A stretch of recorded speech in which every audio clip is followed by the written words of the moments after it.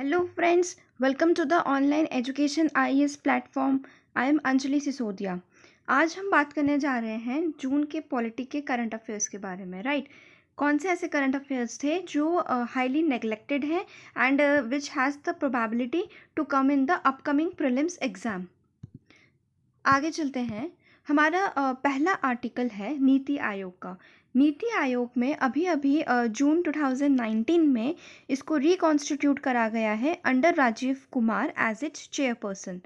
We all know that Niti Ayog was constituted in 2015, replacing the Planning Commission that was set up in 1950. Okay, जब हमारी BJP की सरकार पहली बार अभी आई थी नरेंद्र मोदी के अंतर्गत, तो सबसे पहला जो उन्होंने काम किया वो नीति आयोग को as a think tank establish करा था, सो दैट जो भी आपके मेजर प्रोग्राम्स हैं, जो भी आपके मेजर इनिशिएटिव्स हैं, आपकी पॉलिसी हैं, आपके डिपार्टमेंट है, तो उस पूरे का जो जिस्ट होता है कि सबको एनालाइज करना एंड समथिंग रिकमेंडरी इन नेचर, वो नीति आयोग दे सके. Right, so it is a advisory body of the government. And one more thing I need to tell that इसके जो हेड होते हैं, PM is the chairperson of NITI Aayog. Okay, और जो अपॉइंट होता है, जैसे अभी जो नीति आयोग बनी है वो राजीव कुमार के अंडर बनी है and Rajiv Kumar is the vice chairperson. And जो इसकी गवर्निंग काउंसिल होती है, सभी को पता होगा इसमें गवर्निंग काउंसिल भी होती है. तो गवर्निंग काउंसिल में कौन होते हैं? सभी स्टेट्स के चीफ मिनिस्टर्स होते हैं एंड लेफ्टिनेंट गवर्नर्स होते हैं आपके यूटीज़ के. ओके, सो ये तो पूरा हमने पढ़ा नीति आयोग के बारे में. अब ये आपको क्यों याद रखना है and why it is important? Because first of all कि जो हमारी प्रेजेंट गवर्नमेंट है, रूलिंग पार्टी है, उसी का ये इनिशिएटिव है, first thing. And secondly NITI Aayog पे 2016 पे पूरा मेंस का एक क्वेश्चन भी आया हुआ है and NITI Aayog hasn't been asked since then. उसके कुछ रिपोर्ट्स वगैरह 2019 के प्रीलिम्स में पूछे गए थे, but not as a like it's initiative और direct statements have been asked. So ये आपको याद रखना है कि नीति आयोग के जो भी वो इनिशिएटिव्स होते हैं या जो भी वो कहता है या जो भी कोई रिपोर्ट्स होती हैं, these are all advisory. Right, now इसके कुछ इनिशिएटिव्स और प्रोग्राम्स हैं जो मैंने यहाँ लिस्ट करे हैं, जैसे कि ये परफॉर्मेंस और रैंकिंग और स्टेट्स की रैंकिंग देखता है ऑन सम पैरामीटर्स और इन सम सेक्टर्स, सो दैट क्या होगा कि ये स्टेट्स में कॉम्पिटिटिव फेडरलिज्म को वो प्रमोट करेगा. राइट, सेकेंड है sustainable action for transforming human capital. इसका एक 7 इनिशिएटिव है जो आप डायरेक्ट क्वेश्चन आ सकता है SATH लिख के कि ये इनिशिएटिव कौन सी ऑर्गेनाइजेशन का है या फिर ये क्या है. So you should know that 7 initiative is of NITI Aayog. And एक और है एक भारत श्रेष्ठ भारत. सो ये कुछ लिस्ट करे हुए इनिशिएटिव और प्रोग्राम हैं जो आप डायरेक्टली याद कर सकते हो यहाँ से.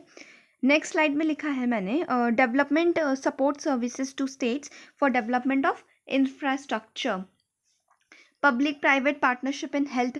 ये भी हेल्थ के पर्सपेक्टिव में भी नीति आयोग ने बहुत सारे काम करे. SDG रिपोर्ट भी नीति आयोग ही निकालता है. So don't confuse this SDG report with any international organisation और UN. राइट, then pending issues of states and central ministries, if something is there, so NITI Aayog can resolve that issue. आप एक सबसे इम्पॉर्टेंट इसका जो है वो है आपका aspirational district programme. This is very important क्योंकि ये 115 बैकवर्ड डिस्ट्रिक्ट्स का प्रोग्राम है. 115 बैकवर्ड डिस्ट्रिक्ट्स को इसके अंदर डेवलप करा जाता है एंड इसके कॉम्पिटिटिव सिनारियो भी होता है, लाइक रैंकिंग भी निकाली जाती है इसके अंदर. ओके, तो ये एस्पायरेशनल डिस्ट्रिक्ट प्रोग्राम है to realise the vision of सबका साथ सबका विकास.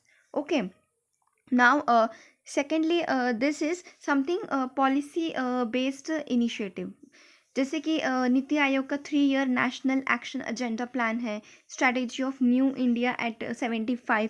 ये दोनों ऐसी चीज़ें हैं जो आप आपके आंसर राइटिंग में, मीन्स आंसर राइटिंग में यूज़ कर सकते हैं. Okay, now we proceed. Development support to the north east, right, जैसे कि नीति आयोग फोरम है नॉर्थ ईस्ट के लिए, ये कुछ रीजनल डेवलपमेंट्स हो गए, राइट। फिर हेल्थ और न्यूट्रिशन सेक्टर रिफॉर्म्स है, जैसे कि आपका पोषण अभियान हो गया जो नीति आयोग ने लॉन्च करा है, नेशनल न्यूट्रिशन स्ट्रैटेजी हो गई, फार्मास्यूटिकल सेक्टर का हो गया, ओके। फिर रिन्यूएबल, ये इंडिया नीति आयोग ने एक India's renewable energy electricity road map 2030 तैयार किया है, नेशनल मिनरल पॉलिसी ऑफ 2018। सो ये कुछ मेजर इनिशिएटिव्स हैं नीति आयोग के जो आपको याद रखने हैं, क्योंकि the direct question can be framed and asked because NITI Aayog in one और the other case whether it can be the implementing agency या फिर वो पूरा प्रोग्राम ही इसी के अंदर हो रहा है, राइट। सो ये आपको थोड़ा देखना है, इसलिए मैंने सारे इकट्ठे कर दिए हैं। Now, one more initiative is Atal Innovation Mission. So, what is it कि under it Atal tinkering labs बनाई गई हैं जो कि स्कूल गोइंग किड्स के लिए है, इनोवेशन को प्रमोट करने के लिए है। इसमें भी एक कॉम्पिटिटिव इन्वायरमेंट क्रिएट करा गया है, ओके। फिर global entrepreneurship summit 2017, that is women first prosperity for all. This is the theme of this summit that was held in 2017, but this kind of summit is held every year by the Niti Aayog, promoting adoption of frontier technology like AI के लिए है। तो AI का एक बहुत special programme है नीति आयोग, वो AI का, that is Airavat. So if UPSC ask that what is Airavat and various other options are given, so you need to remember that Airavat is related to artificial intelligence.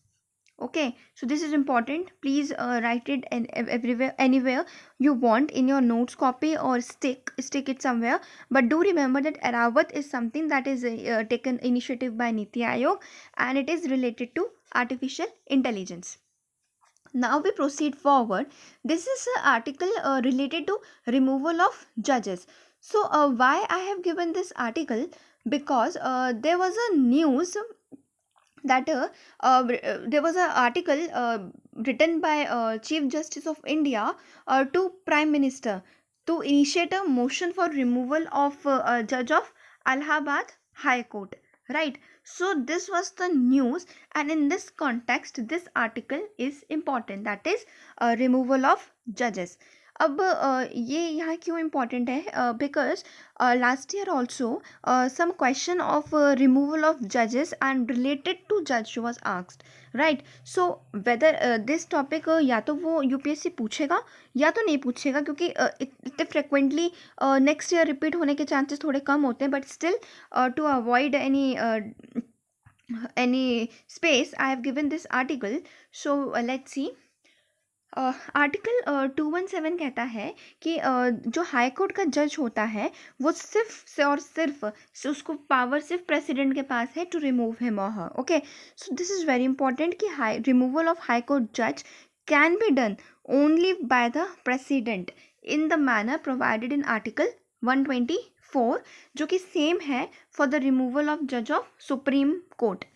जो article 124 में दिया गया है, for a method used for the removal of a जज of supreme court is the same of the removal of जज of high court by the president, okay. So article 217 is important for relative to high court and article 124 related to supreme court, and judge of supreme court can be removed only by the president on the ground of proved misbehavior or incapacity, only after a motion जो कि पास किया जाता है by the both the houses by special majority.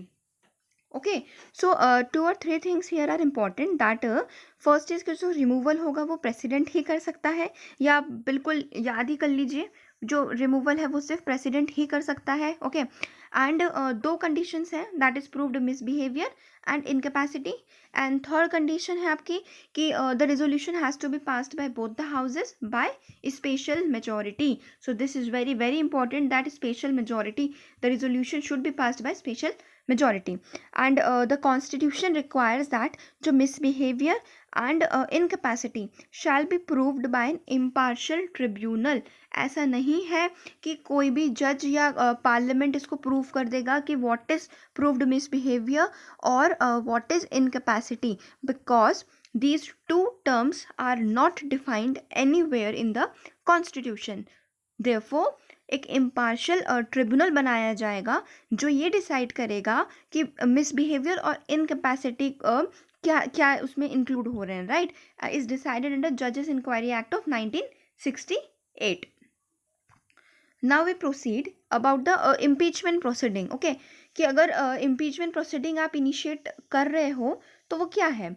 तो जो removal motion होता है that should be sign. अगर लोकसभा में आपने किसी भी जज का रिमूवल चलाया है, इम्पीचमेंट चलाया है, ओके, तो इन Lok Sabha that has to B sign bye 100 members. Okay, but in Rajya Sabha this has to be signed by 50 members, and this both has to be given to the respective speaker or chairperson, whether it is Lok Sabha or Rajya Sabha. And if the motion is admitted, जब हम motion को admit कर लेते हैं तो एक 3 member committee बनाई जाती है जैसे सिमिलर टू ट्रिब्यूनल, जो ये डिसाइड करेगी कि जज इम्पीच हो सकता है कि नहीं. Okay, so yes, so wait, yes, so बस हाँ, 3 member कमेटी बनाई जाएगी दैट इज सुप्रीम, जिसमें होगा आपका सुप्रीम कोर्ट जज, a chief justice of high court and a distinguished jurist. Okay, ये तीनों इसके अंदर रहेंगे which will be equivalent to tribunal, right. Now if the committee finds that the judge to be guilty of the charges, अब charges क्या क्या थे आपके, या तो मिसबिहेवियर है या फिर इनकेपेसिटी है. अगर वो कमिटी को लगता है कि जो चार्जेस हैं ये सही हैं तो फिर एक मोशन इंट्रोड्यूस होता है हाउस में, and that can take consideration of the motion.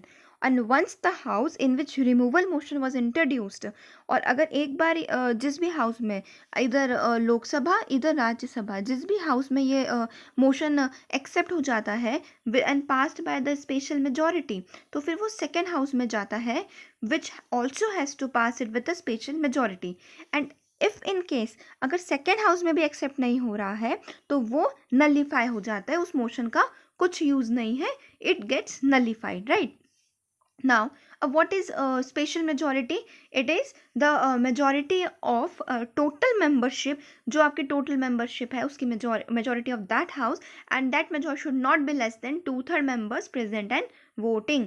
So this you should remember that it is the special majority that is required for the removal of judges. And after the motion is passed, तो एक address दिया जाता है to the president for the removal of the judge. तो ये आपको याद रखना है कि जो प्रोसीडिंग्स जो हैं आपकी, वो आपकी पार्लियामेंट में, वो आपकी हाउसेस ऑफ द पार्लियामेंट में चलेंगी. बट जो रिमूवल है, चाहे वो हाई कोर्ट जज हो चाहे वो सुप्रीम कोर्ट जज हो, both the removal will be done by the president. And one more point here is important, that is no judge has been impeached so far. Okay, this please remember this fact, because directly statements आ सकती हैं अगर removal of जज या impeachment of जजेस पे कुछ question आया है, स्पेशल मेजॉरिटी पे क्वेश्चन आ सकता है, and they can give that we had 2 or 3 जजेस इम्पीच्ड सो फार, या फिर recently we have impeached 1 judge. So you should know that no judge being impeached so far.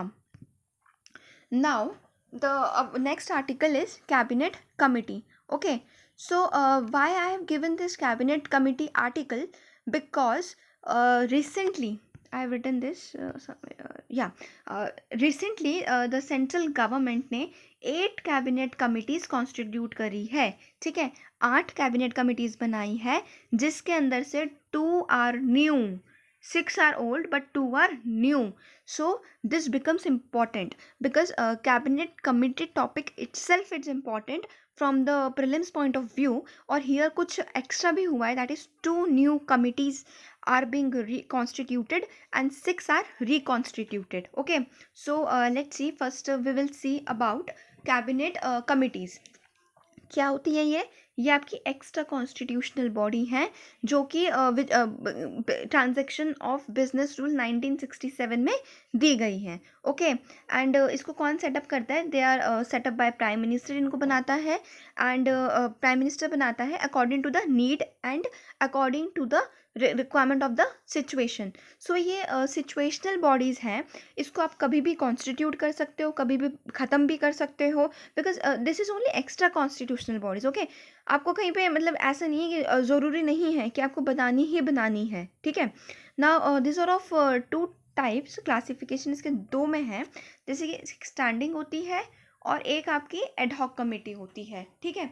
अब what's the difference between the two is, जो standing committee है ये permanent होती है, okay, और जो एडहॉक है ये टेम्परेरी नेचर की होती है, like some special situation has been arisen and उसके लिए आपको कोई कमेटी चाहिए है तो वो एडहॉक कमेटी बनाई जाएगी जो एक स्पेसिफाइड पीरियड के लिए रहेगी, स्पेसिफाइड इंटरवल के लिए रहेगी, right. Now we will see the function of the cabinet committees. So first function is, as we know that they are extra constitutional. Okay, so first function is to reduce the workload. This is very much clear from the fact that they are extra constitutional. ना second function is कि ये जो policy आप बनाते हो, जो सरकार policy बनाती है उसका ये इन डेप्थ एग्जामिनेशन करती है, राइट। आपको ये बताएगा कि आपका कौन सा पॉइंट सही है, कौन सा गलत है, उसको पूरा एग्जामिन करके आपको बताएगा, okay. And the cabinet can review their decisions, cabinet खुद वो रिव्यू कर सकता है डिसीजंस जो भी ये देंगे, ओके। कंपोजिशन क्या होती है? वैसे तो ये they include only cabinet ministers, but however non cabinet ministers are not debarred from their membership. So this is becomes very important because the question can be asked directly. Statement will be given that cabinet committees constitute cabinet ministers only. Okay, so this is of course wrong because of the fact that although they constitute only cabinet ministers, but non-cabinet ministers are not debarred, and if the committee requires some non-cabinet ministers to function upon, so definitely they can become the part of cabinet committees. They not only include the ministers in charge of subject covered by them but also include their senior ministers. सिर्फ आपके जो subject, जिस subject से law से related है या women से related है या चिल्ड्रन से रिलेटेड है, फार्मास्यूटिकल से रिलेटेड है, सिर्फ जो उस मिनिस्ट्री के इंचार्ज है सिर्फ वही नहीं रहते हैं, but also you can include other senior ministers and membership can vary from 3 to 8, and they are mostly headed by prime minister. So listen, there is also one more fact that if the question says that cabinet committees are headed by prime minister, so this is wrong because not all the cabinet committees are headed by prime minister. There are some in which the cabinet ministers can act themselves as the chairperson. Okay, now, yeah, context I have told you. So we will see, first of all we will see, हम पहले जो 6 जो पुरानी हैं उनके बारे में बात करेंगे, and later on we will see this 2 which are newly constituted. Okay, so our first committee is appointment committee of the cabinet. So it is clear from its name itself that it is related to appointments. So ये क्या करेगा? सारे जो आपके high level appointments रहते हैं, central secretariat में हो या पब्लिक एंटरप्राइजेस में हो या बैंक्स में हो, उसको डील करेगा, ठीक है। It decides all high level appointments as well as transfer of officers serving on central deputation. तो ये जो अपॉइंटमेंट कमिटी है ये अपॉइंटमेंट से रिलेटेड है, ठीक है। Cabinet committee on economic affairs, this committee is very important क्योंकि इसके रिलेटेड बहुत सारे क्वेश्चन एग्रीकल्चर पर्सपेक्टिव में बहुत सारे डायरेक्टली पूछे गए. इकोनॉमिक्स में ये कमिटी बहुत इंपॉर्टेंट है. ओके, सो ये ऐसे ही बहुत इंपॉर्टेंट है, तो यहाँ पे भी हम देख लेते हैं कि ये cabinet committee on economic affairs क्या करता है, रिव्यू करता है इकोनॉमिक ट्रेंड्स, प्रॉब्लम्स और उस प्रोस्पेक्ट्स को for evolving a consistent and integrated economic policy so that we can have a good economic policy to run our country. Now ये as I told you कि agriculture economics में बहुत important है। तो ये प्राइजेस फिक्स करता है agriculture producers के, इसेंशियल कमोडिटीज़ का, ठीक है। इंडस्ट्रियल लाइसेंसिंग पॉलिसी से डील करता है, पीडीएस का रिव्यू करता है, ओके। एंड प्रपोजल जो इन्वेस्टमेंट करे जाते हैं, मोर देन 1000 करोड़ का जो प्रपोजल आता है इन इन्वेस्टमेंट, उसको भी cabinet committee of economic affairs ही देखता है, okay. Is it clear? Now, third committee is a cabinet committee on parliamentary affairs. This is also in itself important. इससे related भी काफ़ी questions पूछे गए इस committee से related. It draws the parliamentary affairs है, तो ये क्या काम करेगा? पार्लियामेंट के थ्रू पार्लियामेंट में काम करेगा। तो ये क्या करेगा? शेड्यूल बनाएगा for parliamentary sessions and monitor the progress of government business in parliament, okay. So ये पार्लियामेंट से रिलेटेड है, गवर्नमेंट बिजनेस से रिलेटेड है, ओके। क्योंकि नाम से ही आपको पता चल रहा है, आपको ज़्यादा उसमें घुसने की ज़रूरत नहीं है। आप कोशिश करो कि जितना सिंपल आप समझ सकते हो या रख सकते हो, keep the things that much simpler, okay. Government के it scrutinises non government business and decides कौन से about official bills and resolution to be presented. Means जो भी आपका पार्लियामेंट्री काम है, this parliamentary committee is going to do. Now our fourth committee is a cabinet committee on political affairs. So it deals with the policy pertaining to domestic and foreign affairs, because it is related to political affairs. So political affairs will either be domestic or foreign, right? Now our fifth committee is on security, ठीक है। अब security से related है, तो किससे deal करेगा? Law and order से करेगा, इंटरनल सिक्योरिटी से करेगा, फॉरेन अफेयर्स से करेगा, जो कि इंटरनल और एक्सटर्नली इंपॉर्टेंट है, and dealing with security, okay. So economic and political issues जो नेशनल सिक्योरिटी से रिलेटेड है वो देखेगा। अगर डिफेंस एक्सपेंडिचर आपका 1000 करोड़ से ज़्यादा हो रहा है तो उस चीज़ को भी ये मॉनिटर करेगा, ठीक है। अब issues relating to Department of Defense Production and Department of Defense Research and Development Services, Capital Acquisition Plans and Scheme for Procurement of Security Related Equipments, right? तो ये सारे आपके पॉइंट्स हैं जो सिक्योरिटी पर्पस, लॉ पर्पस से related है, जो कि कैबिनेट कमिटी ऑन सिक्योरिटी देखती है, ठीक है। Now our sixth committee is cabinet committee on accommodation. तो ये क्या करता है? ये बताता है गवर्नमेंट अकोमोडेशन से रिलेटेड काम करता है, including the members of parliament. Now this is important कि जो दो न्यू कमिटीज बनाई गई हैं, जो ये 6 थी, they are reconstituted, okay. And 2 these committees are new which are currently made, okay. They are cabinet committee on investment and growth and cabinet committee on employment and skill development. So it's clear from the name itself कि investment and growth है, तो ये investment and growth पे ही काम करेगा, okay. तो जो की प्रोजेक्ट्स होते हैं, जो जिनको हमको टाइम बाउंड मैनर में रेगुलेट करना है, इम्प्लीमेंट करना है, जिसके अंदर इन्वेस्टमेंट आपकी 1000 करोड़ से ज़्यादा है, तो उसमें इंफ्रास्ट्रक्चर मैन्युफैक्चरिंग को मॉनिटर करेगा, टाइम लिमिट्स में अपना काम करेगा, अप्रूवल देगा, क्लियरेंस देगा, ठीक है। तो जो भी इन्वेस्टमेंट और ग्रोथ से रिलेटेड काम है वो आपका cabinet committee on investment and growth देख रहा है, ठीक है। एंड अब जो 8th है, that is cabinet committee on employment and skill development. तो what will it do? Direction to all policies हुआ, प्रोग्राम हुआ, स्कीम्स हुआ, स्किल डेवलपमेंट के इनिशिएटिव हुए, तो उन पे ज़्यादा ध्यान करेगा, उनको ज़्यादा मॉनिटर करेगा, सो दैट एम्प्लॉयबिलिटी इंक्रीज़ हो, एफिशिएंसी इंक्रीज़ हो, वर्क फोर्स हमारा ज़्यादा बने, ठीक है। नाउ जो हमारा वर्कफोर्स ज़्यादा बने, और जो हमारा डेमोग्राफिक डिविडेंड है उसको हम अच्छे से यूटिलाइज कर पाएँ, एंड जो उसको हम अच्छे से बेनिफिट कर पाएँ। अब जैसे हम वॉलेंटरी ट्रेनिंग देते हैं, वोकेशनल ट्रेनिंग देते हैं, so what does it do?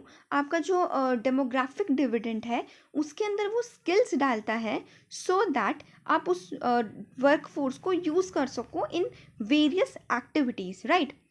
जैसे यहाँ पे है कि ये वर्कफोर्स पार्टिसिपेशन का इन्हांस करता है, एम्प्लॉयमेंट ग्रोथ बढ़ाता है, ठीक है, स्किल्स डेवलप करता है in various sector, expeditious implement देखेगा, ये जो कमिटी है एक्सपीडिशियस इम्प्लीमेंटेशन हो रहा है कि नहीं हो रहा है of various policies, of various initiatives by the ministries, and periodically review the progress. Okay, and most importantly, this fact that prime minister is part of 6 panels except for the committee on accommodation. ये जो 8 committees जो हमने अभी देखी, तो उसके अंदर सारे कमिटीज के प्राइम मिनिस्टर हैं, बट जो आपकी कमिटी ऑन एकोमोडेशन है and committee on parliamentary affairs है, ठीक है, उसका प्राइम मिनिस्टर पार्ट नहीं है. ठीक है. So we will again see this, that cabinet committee on accommodation. What was that accommodation? See, accommodation was कि जो rules दिखाता है, rules and regulation with regard to allotment of government accommodation including member of parliament. So इसमें prime minister included नहीं है. ठीक है. And one more thing, that is parliamentary affairs. इसके अंदर भी prime minister included नहीं है. Okay, this is parliamentary affairs. It draws the schedule for parliamentary session and business देखता है parliament का. Okay.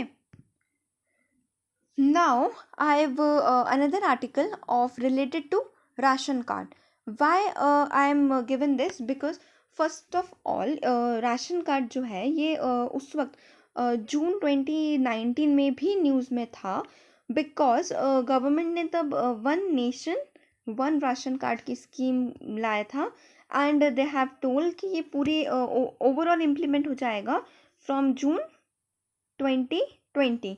And as you can see that since few months we have coronavirus, and before June 2020 only this scheme has been implemented as a nationwide, as a pan India scheme for the migrant workers welfare. ठीक है. So first of all हमें देख लेते हैं, क्योंकि ration card जो है वो काफ़ी इम्पोर्टेंट हो जाता है from today's scenario as well as last year's current affair. Okay. So ration card क्या है? ये एक सिंपल सा कोई डॉक्यूमेंट है जो कि स्टेट गवर्नमेंट इशू करता है as per the PDS norms, जिससे क्या होगा कि जो इसेंशियल कमोडिटीज़ हैं उसको आप खरीद सकते हो from fair price shops at a subsidised rate. ठीक है. तो जो आपके बिलो पावर्टी लाइन है या अबव पावर्टी लाइन है या अंत्योदय फैमिलीज़ हैं, see here I have written कि जो अबव पावर्टी लाइन है, बिलो पावर्टी लाइन है, अंत्योदय फैमिलीज़ हैं. ठीक है. तो ये अपना जो उनका प्राइस रेट दिया गया है उससे वो अपनी इसेंशियल कमोडिटीज़ ले सकते हैं from the fair price shops as per the PDS, as per the public distribution system. Okay. And जो the families that come under below poverty line, these are entitled to blue cards. Why? Don't confuse these blue cards with blue Aadhaar card. Okay. क्योंकि जो blue Aadhaar card है वो children के लिए दिया जाता है, and this question has been asked earlier also. तो ब्लू कार्ड और blue Aadhaar card both can be confusing. Okay. क्योंकि राशन कार्ड अभी काफ़ी न्यूज़ में चल रहा है, पीडीएस काफ़ी न्यूज़ में चल रहा है. So please do remember that blue cards are issued for families living below the poverty line, okay, to avail special subsidies. और आइडेंटिफिकेशन प्रूफ क्या होता है? आपका कोई भी डोमिसाइल सर्टिफिकेट हो गया, इलेक्टोरल रोल में आपका नाम है कि नहीं, तो ये आपका आइडेंटिफिकेशन ऑफ प्रूफ है. ठीक है. Now I have tried to have 2 language session, right, Hindi और इंग्लिश दोनों का कॉम्बिनेशन लेके मैंने ये पार्ट बनाया है. So please do review and please do share, like and subscribe. I am seeing that people are unable to subscribe. Please do subscribe. It's there written beside the channel name. आपको red letters में लिखा रहेगा subscription, बस आपको एक बार click करना है, so that उसके आगे जो बेल आइकन है उसको दबाना है, so that whenever I upload a video you can yourself get it as the notification. So please do share, like and subscribe. Share as much as you can. Okay. Thank you. Have a nice day.